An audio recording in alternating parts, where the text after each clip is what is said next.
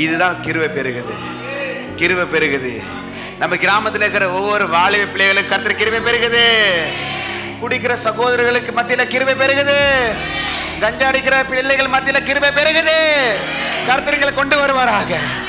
அநேகருடைய ஸ்தோத்திரத்தினால கிருபை அதிகமாக பெருகுது. ஹல்லேலூயா. அநேகருடைய ஸ்தோத்திரத்தினால கிருபை பெருகுது. மலைகள் விலகினாலும் பர்வதங்கள் நிலை பெயர்ந்தாலும் அவருடைய கிருபை விலகாது, மாறாது. எப்ப மாறா தெரியுமா? நம்ம ஸ்தோத்திரம் பண்ண கர்த்தருடைய கிருபை பெருகி கொண்டே இருக்கும். அந்த கிருபை நம்ம விட்டு விலகாது. மலைகள் கூட விலகினாலும் பர்வதம் கூட இடம்பெயர்ந்து போனாலும் அவருடைய கிருபை விலகாது. நம்ம பிள்ளைகள் மத்தியில் அவருடைய கிருபை விலகாது. சபைக்கு வந்து ஞானஸ்நானம் பெற்று நீங்க பின்மாறத போயிருக்கலாம். அந்த பிள்ளைகள் மேல கர்த்தர் கிருபை அதிகமாக கர்த்தர் வைத்திருக்கிறார். கர்த்தர் கொண்டு வருவார்.